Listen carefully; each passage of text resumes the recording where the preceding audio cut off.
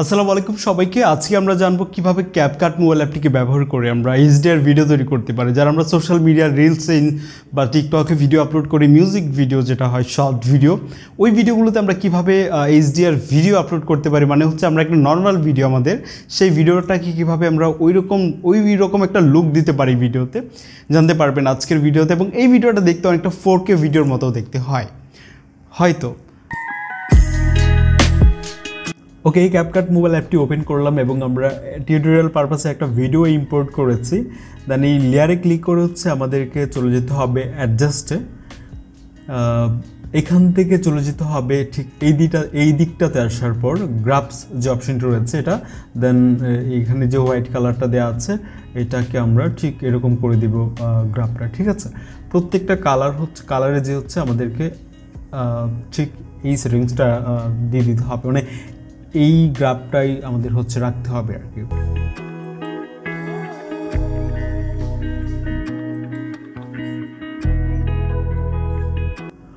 ওকে, এখন আমাদেরকে হচ্ছে এই ভিডিওটাকে এক্সপোর্ট করতে হবে।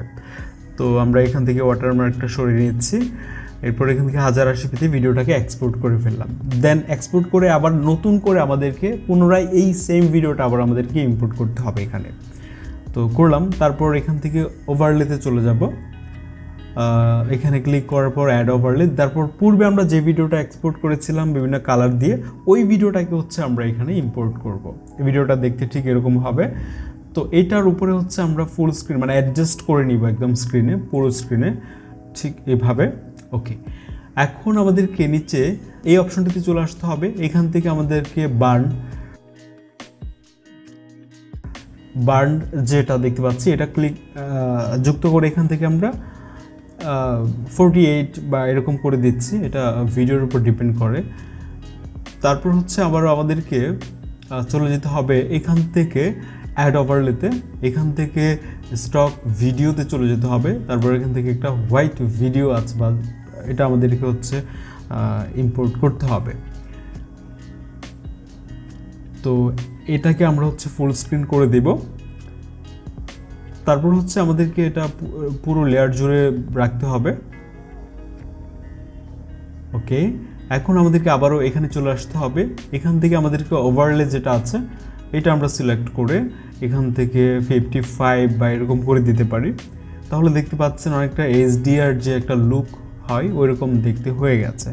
তারপর আপনার হচ্ছে প্রত্যেকটা লেয়ারের অডিওগুলো আপনি রিমুভ করে দিয়ে আপনি পুনরায় অডিও অ্যাড করবেন, নয়তো অডিওটা এখানে দেখতে পারবেন যে আপনার প্রপারলি শোনা যাচ্ছে না।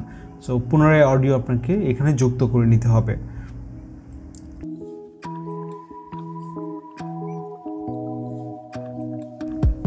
এরপর আমরা ভিডিওটিকে এক্সপোর্ট করার পর দেখতে পাচ্ছেন এর আউটপুটটা ঠিক এরকম হবে।